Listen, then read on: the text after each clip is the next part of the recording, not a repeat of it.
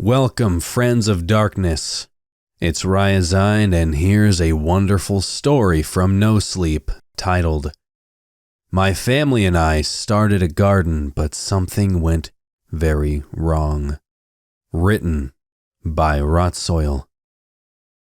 Enjoy and listen.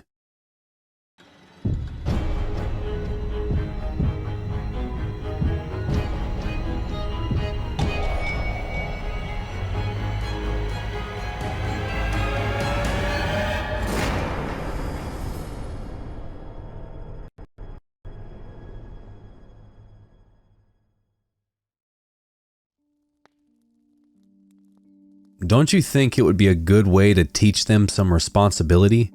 I mean, what's the alternative? We get a puppy? And you know how that's going to go. Mom and Dad will end up caring for it, and the whole lesson of responsibility won't matter anymore. At least this way, we'll get something out of it, and they can't screw it up too bad. Julie had a point, and I couldn't think of anything better. Yeah, all right. We can take the kids to the home improvement store and get what we need, I said. Somehow, my wife always got her way. And she was right. The kids could use some responsibility. A small garden was probably a better step than a pet the kids would eventually toss aside. If the garden didn't work out, it wasn't the end of the world. Actually, I was thinking, there's that small nursery like 15 minutes from here. Maybe we can check that out instead, support local businesses and all that. I sighed in response. It wasn't that I didn't want to support local businesses. I just knew what to expect at a home improvement chain. I knew we would be able to get what we needed and the quality we could expect. Oh, come on, Liam, Julie said, giving me that smile that always won me over. All right. Go round up the kids and I'll get the car started. She put down the dish she had been washing, wiped her wet hands on her jeans, and ran off to pull the kids away from their video games. Andrew and Amy were good kids, but they were getting pretty spoiled. Julie did a lot for them, more than she should. She always excused it by saying they were kids. And kids these days grew up too fast, and she wanted them to enjoy their childhood. Julie met me in the car, the kids in tow behind her. Amy looked excited. She was always down for trying something new. Her older brother couldn't have been more annoyed. He scowled at me from the rear view mirror, clearly unhappy having been pulled from whatever video game he had been glued to. Where are we going? He whined. Well, your mom thinks it's time we taught you two a little more responsibility. And I agree, I said, eyeing him in the mirror again. I watched him roll high eyes and let out a huffy sigh. But we already have chores, Andrew insisted. And your mom and I end up doing them more than you do, I replied, using my serious dad tone. Everyone was quiet for the rest of the ride. So what do you want to get, and what do you need to grow it? Julie asked the kids. I could tell she was trying to prompt them to make a decision, so it felt like less of a punishment and more of a good thing. I grabbed a shopping cart and we all filed into the store. Let's grow tomatoes, Amy said, probably a little too loudly. Behind her, Andrew rolled his eyes. Okay, sounds good. So, what do you need to grow tomatoes? I asked. Truthfully, I hated tomatoes. Tomato sauce and ketchup were fine, but the real deal? Couldn't stand the taste. I didn't like the texture either. Anything with chunky tomatoes was off the table. Salsa was pushing it. Seeds, Amy exclaimed. Right.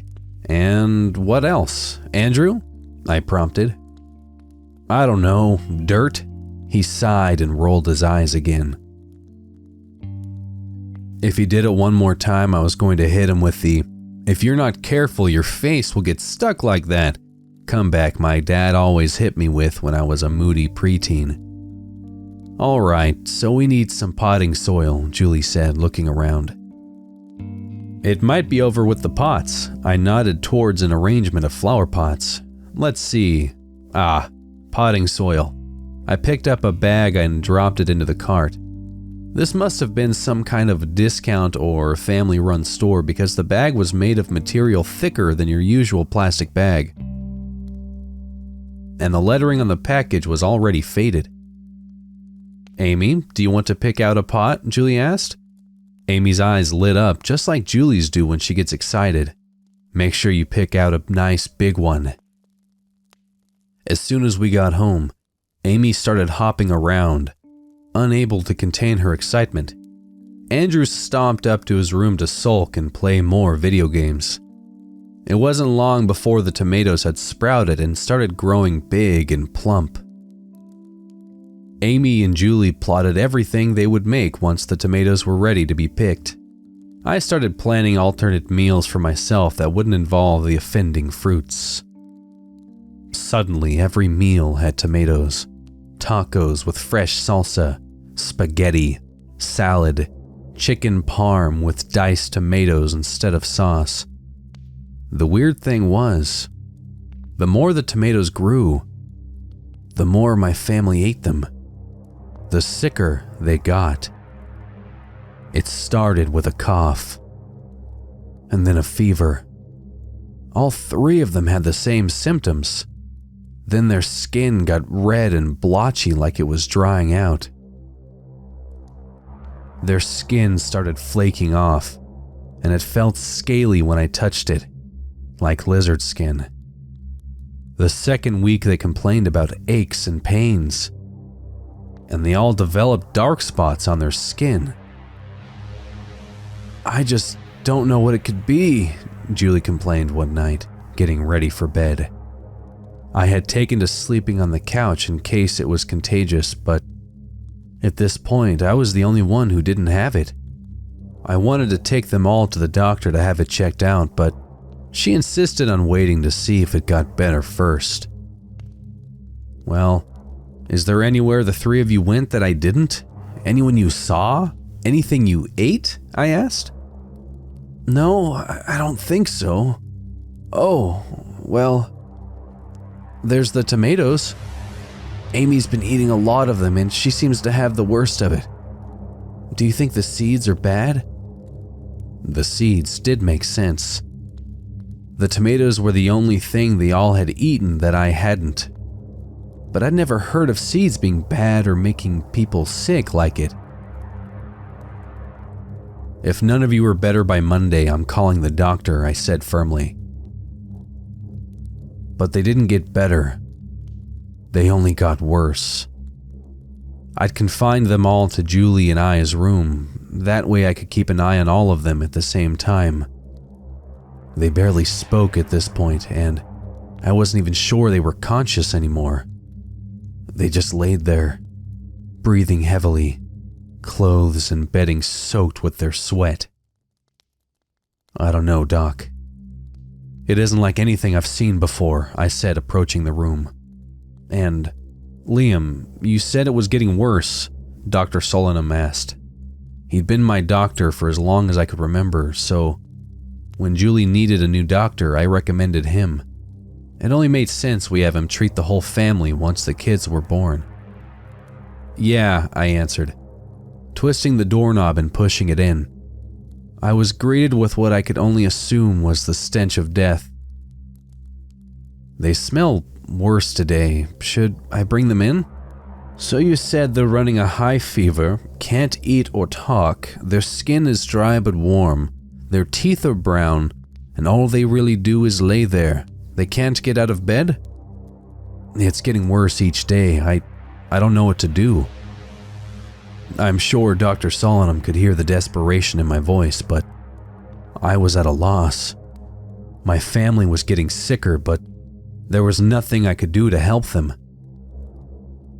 Well, it sort of sounds like necrotizing fasciitis, but it also doesn't. I'm not sure, to be honest. he replied. My heart sank. Doctors were supposed to fix you and he had no idea what was wrong? There's nothing you can do, I pleaded. I'll admit I was close to tears. Things were going downhill fast. I could lose my whole family tomorrow. I can't treat it for sure until I know exactly what we're dealing with. I'll prescribe a round of antibiotics for all three, but since they're unable to get out of bed and we don't know if it's contagious, we'll come to you. I can have my team at your house tomorrow morning. Is that all right? I could hear the sympathy in his voice, but it didn't make me feel any better. I mumbled my thanks and hung up the phone as Amy started coughing. I rushed over to her, handing her a glass of water from the bedside table, but she didn't have the strength to hold it. It fell from her hand, rolled off the blanket and fell to the floor, soaking us both. I recoiled as she continued coughing, splattering blood down the front of her. What if it could be transmitted through her blood? I pushed all fears from my mind and got to work cleaning her up. I quickly changed the bedding, careful not to touch any of the blood. I tossed the bedding and my clothes in the wash and got in the shower to clean myself up. The more I thought about my situation, the angrier it made me. After my shower, I found myself stomping to my phone. Before I knew it, I was dialing the nursery we had gotten the tomato seeds from. What the hell did you sell me? I demanded as soon as the other end picked up. I didn't even give whoever answered a chance to say anything before I started yelling.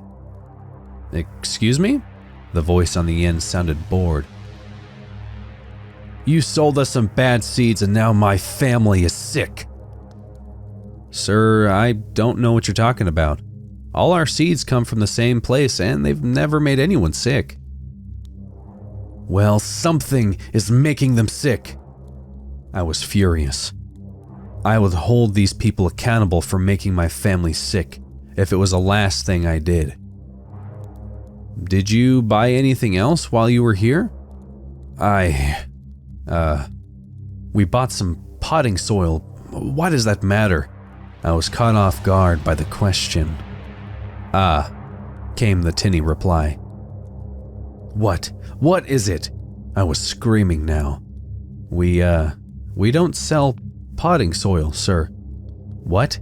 Yes, you do. I bought it from your store. I have it right here, I said, making my way to the garage where we kept the soil we hadn't used. I found the bag where we had left it, curled over itself to try and keep moisture out. It says rotting soil? It was difficult to make out, but upon further inspection I could see the faintest lines indicating the bag had once said rotting soil, but had worn away to potting soil. There was a logo of a pile of dirt with eyes etched under the words. The other end of the line went silent. What the hell is rotting soil? I asked. It's, for, rotting stuff, came the reply. What the hell does that even mean? Who would buy this? Why would you even sell this? Is this a fucking joke? Sir, it's not my place to question who does what with what they buy. People buy it, we sell it. If you have a problem, you'll need to call the owner. The voice sounded annoyed now. I was silent for a while, trying to process everything. At some point, the other person on the other end hung up. I went back inside to check on my family. My heart dropped when I saw them and a feeling of dread crept over me. They were all so still. Too still.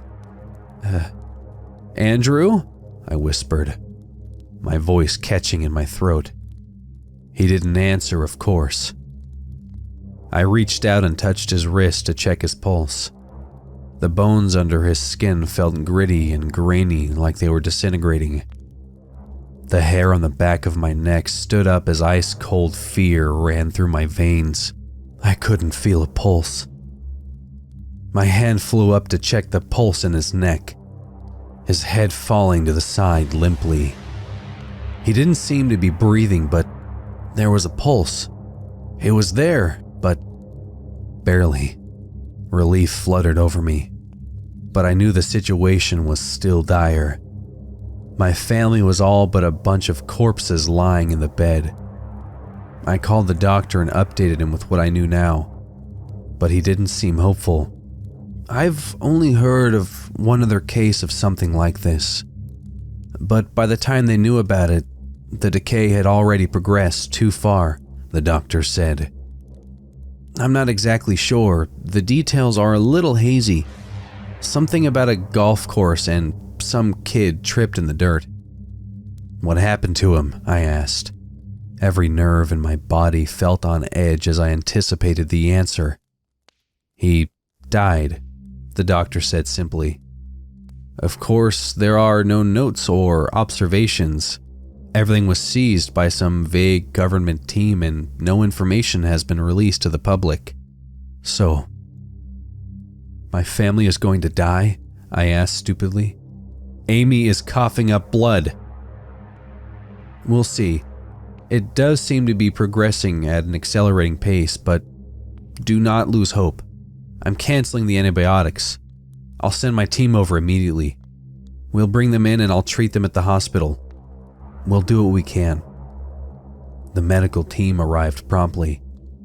I watched as an ambulance van backed into my driveway and 2 men emerged from the van. Are you wearing enough? I asked one of them, who approached me with a clipboard. Both people were wearing only scrubs, a mask, and gloves. I didn't know much, but it occurred to me that they probably should have been wearing more, especially since we didn't know what we were dealing with. We'll be okay. Please sign this release form, he replied, handing me a clipboard. Where are they? Upstairs, I answered as I scribbled my signature on the form. I probably should have read it over more carefully, but the gravity of the situation made it difficult for me to decipher the medical jargon on the page. The man signaled to the other, who began pulling gurneys out of the back. They both took one inside while I stood helplessly in the driveway. They emerged shortly, each pulling a gurney, and quickly loaded up the van. Julie was strapped to one and Andrew to another. The second man went back into the house while the clipboard man came back to talk to me. Don't worry, sir, we'll take it from here. Your family will be in good hands. The doctor will call you soon with more information. Thanks, I said, as I watched the second man carry Amy out of the house and buckle her into a seat in the back of the van. Her body flopped forward, straining against the seatbelt. I could have sworn her eyes were open then, and she was staring directly at me. Before I could say anything else, both men returned to the can. The clipboard man got in the driver's seat while the second man started shutting the back doors. It was then that I noticed the shovels in the back and the bags that looked too familiar. Why would an ambulance need shovels? Dread filled me as the van pulled out of my driveway and started down the street. It was then that my fears were confirmed. This was not an ambulance. I could clearly see the logo painted on the side of the van. A picture of dirt with eyes. I hope you enjoyed this story. Please consider subscribing. Thank you.